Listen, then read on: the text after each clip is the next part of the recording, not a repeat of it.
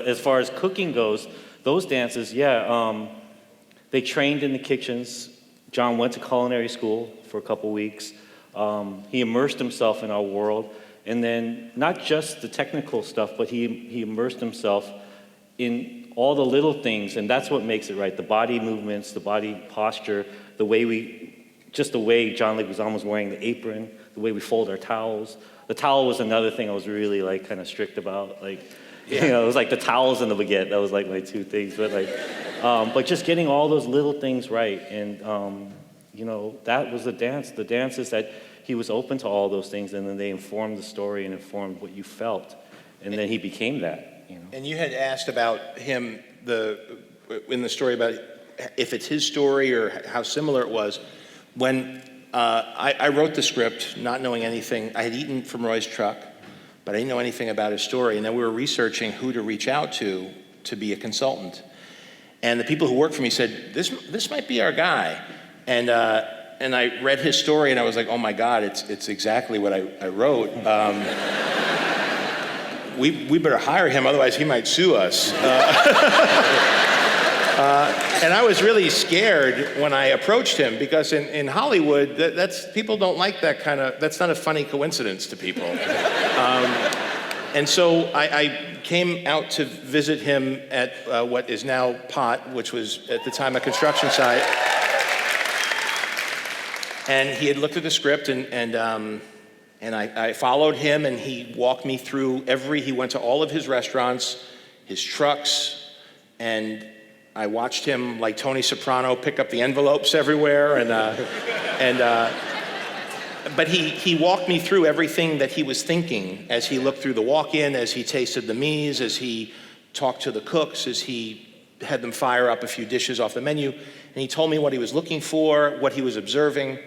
And I literally spent 6 hours with him, and then afterwards we hung out, and he said to me, and I said, "Look, you know, I know this is very similar to your thing, and you have tremendous insight. You could, you know, tell me what's inaccurate about the script and share your experience with me so I could portray it as an actor, as a director."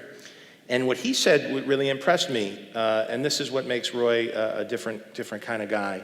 He said, "I'll do everything you need. I will always be there for you, but you have to promise to honor the culinary field and chef culture." He says, "Hollywood usually gets it wrong, and it's frustrating. And there are a handful of films that have gotten it right, but it's really a bummer to us. And if you're willing to go there all the way, I'll make sure that you're trained. I'll come up with menus." And he was on the set every day. I wasn't expecting this. He was on the set every day there was food. But honestly, a lot of people who you hire as a consultant will come up with a menu, give the food stylists a little direction, and maybe pop in and say hi. But he was there, and when I was cooking, he was, you know, he may as well have been directing, because he was there watching the monitor, pulling me aside, telling me, getting really mad at me because I was hitting the spoon too hard on the thing. He's like, why are you being an asshole? I'm like, I'm hitting the spoon on the thing. He says, "No, you're showing off. You're making too much noise." I said, "But there's sauce on the spoon, and I'm stirring." He's like, "Then if you tap it, tap like this. Okay, don't bang it. You know." Okay, you know. And there are all these little things that, of course, now that I've learned to do it, little things like I wrote in the script, I wore my chef's coat to the farmer's market. Right?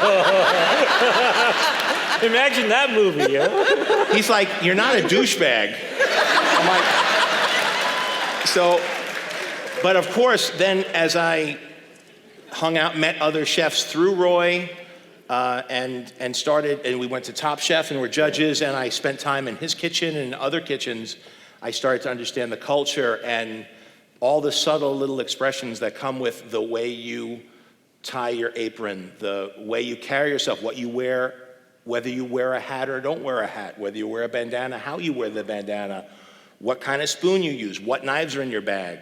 And so every little detail, now most Hollywood movies say, who cares? That's a small sliver of the audience that would even notice. But honestly, that small sliver of the audience is what we've built out from, because the people in the business all appreciate that